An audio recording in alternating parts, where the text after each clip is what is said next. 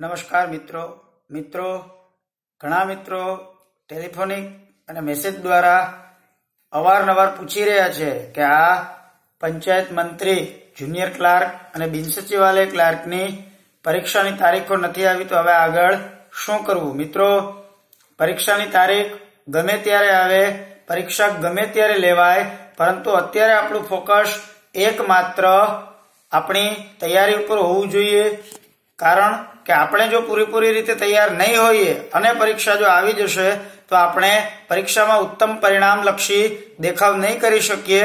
માટે અત્યારે આપણી સૌથી અગત્યની જરૂરિયાત છે કે સંપૂર્ણપણે આપણે તૈયારી પૂરી કરી લેવી। મિત્રો, આપણે અભ્યાસક્રમ મુજબ જે મુદ્દાઓમાં આપણે કચાશ રહી ગઈ છે, જે મુદ્દાઓમાં આપણને તકલીફ પડી શકે તેવી છે, જેમ કે ગુજરાતીમાં આપણને અમુક મુદ્દાઓમાં હજુ આપણે વધુ વાંચન, વધુ પ્રેક્ટિસ કરવાની જરૂર છે, તો આપણે ગુજરાતીના મુદ્દાઓ વિશે અભ્યાસ કરીશું। આપણને અંગ્રેજી વિષયમાં જો આપણને કોઈ પણ પ્રકારના પ્રશ્નોમાં તકલીફ પડતી હશે તો આપણે અંગ્રેજી વિષયના એ પ્રશ્નો ઉપર વધુ ફોકસ કરીશું। આપણને જનરલ નોલેજના જો કોઈ વિષયો, ઇતિહાસ, ભૂગોળ, બંધારણ, રમતજગત, કરંટ અફેર્સ, એમાં જો મુશ્કેલી પડતી હોય તો આપણે એ ઉપર વધુ ફોકસ કરીશું। પરંતુ જ્યાં સુધી આપણે સંપૂર્ણપણે પૂરેપૂરા આવનારી પરીક્ષા માટે તૈયાર ન હોઈએ ત્યાં સુધી જો પરીક્ષા લેવાઈ જાય તો આપણા માટે કશા જ કામની, કશા જ અર્થની નથી। ભૂતકાળની જેમ આપણા હાથમાંથી સરી ગયેલી તકોની જેમ આ તક પણ આપણા હાથમાંથી સરી જશે। માટે અત્યારે આપણા માટે પરીક્ષાની તારીખ કઈ છે, કઈ તારીખે પરીક્ષા લેવાશે, એ તારીખ આપણા માટે મહત્વની નથી। આપણા માટે મહત્વનું છે કે આપણે શું આ પરીક્ષા માટે સંપૂર્ણપણે તૈયાર છીએ। જો આપણે આ પરીક્ષા માટે સંપૂર્ણપણે તૈયાર હોઈએ તો પરીક્ષા ગમે ત્યારે આવે, આપણને પરીક્ષાની તારીખથી કોઈ મતલબ નથી। ઘણા મિત્રો એટલા ઉતાવળા થાય છે કે બસ જલ્દી તમે પરીક્ષાની તારીખ જાહેર કરો, પરંતુ પરીક્ષાની તારીખ જાહેર થવી અગત્યનું નથી। સૌથી અગત્યની વાત એ છે કે શું આપણે આવનારી પંચાયત મંત્રી, જુનિયર ક્લાર્ક અને બિન સચિવાલય ક્લાર્કની ભરતી પરીક્ષા માટે સંપૂર્ણપણે સજ્જ અને સંપૂર્ણપણે તૈયાર છીએ કે કેમ। આપણો અત્યારનો કિંમતી સમય અને શક્તિ આપણે માત્ર ને માત્ર ઉત્તમમાં ઉત્તમ રીતે પરિણામલક્ષી તૈયારી કરવા પાછળ જ લગાડવાની છે।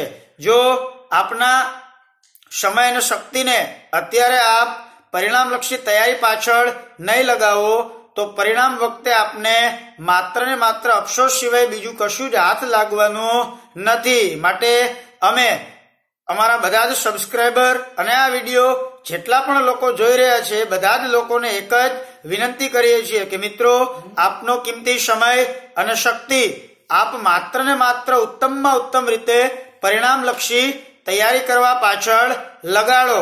આપના જે મુદ્દાઓ નબળા છે, કોઈ પણ ભરતી પરીક્ષામાં પાસ થવા માટે સૌથી અગત્યનું એનું રહસ્ય છે કે આપણા જે મુદ્દાઓ નબળા છે, જે વિષયોમાં આપણે ઉત્તમ દેખાવ નથી કરી શકતા, એ નબળા વિષયોની અંદર આપણે કેવી રીતે ઉત્તમ દેખાવ કરી શકીએ અને સૌથી વધુમાં વધુ સમય આપણે આપણા નબળા વિષયો ઉપર આપવો જોઈએ। આયોજનબદ્ધ રીતે એક ચોક્કસ પ્લાનિંગ મુજબ આપણે એ વિષયોને તૈયારી કરવા માટે આપણો સમય અને શક્તિ રોકવા જોઈએ।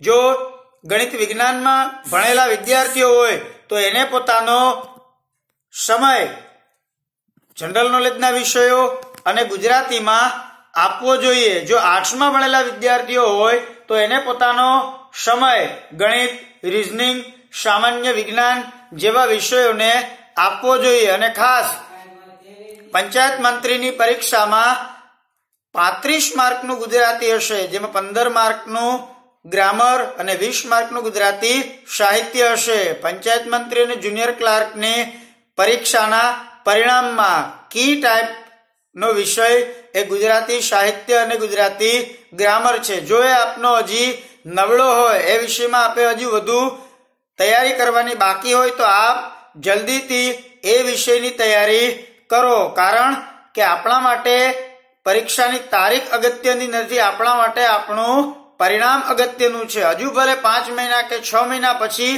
પરીક્ષા લેવાય। પરીક્ષા ગમે ત્યારે લેવાય, પણ આપણો એક જ ઉદ્દેશ્ય અને હેતુ છે કે જ્યારે પણ પરીક્ષા લેવાય ત્યારે આપણે આ પરીક્ષાના પરિણામમાં સફળ કેન્ડિડેટ તરીકે આપણું નામ નોંધાવી શકવા જોઈએ। માટે પંચાયત મંત્રી, જુનિયર ક્લાર્ક કે બિન સચિવાલય ક્લાર્કની કોઈ પણ પ્રકારની પરીક્ષાની તારીખની રાહ જોયા વગર કે તારીખની પરવા કર્યા વગર સંપૂર્ણપણે પોતાનું ફોકસ છે એ આપ આવનારી ભરતી પરીક્ષામાં પરિણામલક્ષી તૈયારી કરો અને કેવી રીતે પરિણામ પ્રાપ્ત કરી શકાય એ પરિણામ પ્રાપ્ત કરવા માટે આપ આપનો સમય, શક્તિ લગાડો। ચોક્કસથી જ્યારે પણ પરીક્ષા આવશે ત્યારે આપને આ પરીક્ષામાં ઉત્તમ પરિણામ પ્રાપ્ત થશે। માટે હજુ અમે અમારા દર્શકોને ખાસ વિનંતી કરીએ છીએ કે આપ આપની સંપૂર્ણ શક્તિ અને સમય ઉત્તમમાં ઉત્તમ પરિણામલક્ષી તૈયારી કરવા પાછળ લગાડો, નહીં કે આપનું મગજ, આપની સમય અને શક્તિને આપ પરીક્ષાની તારીખ પર લગાડો। અને જો આપને આ પરીક્ષાને લગતી કોઈ પણ પ્રકારની સમસ્યાઓ હોય, કોઈ પણ પ્રકારના આપના સૂચનો હોય તો આપ અમને કોમેન્ટ બોક્સમાં જરૂરથી મોકલી આપો। કેવી રીતે તૈયારી કરવી, કયા મુદ્દામાં કયા પ્રકારના પુસ્તકો વાંચવા, એનું સંપૂર્ણ માર્ગદર્શન અમે આપને કોમેન્ટ બોક્સમાં જરૂરથી જણાવીશું। જો આપે હજુ સુધી અમારી આ ચેનલને સબસ્ક્રાઇબ ન કરી હોય તો આપ સબસ્ક્રાઇબ કરો, લાઈક કરો, આપના મિત્રોને શેર પણ કરો અને આ વિડીયોને લાઈક કરવાનું ભૂલતા નહીં।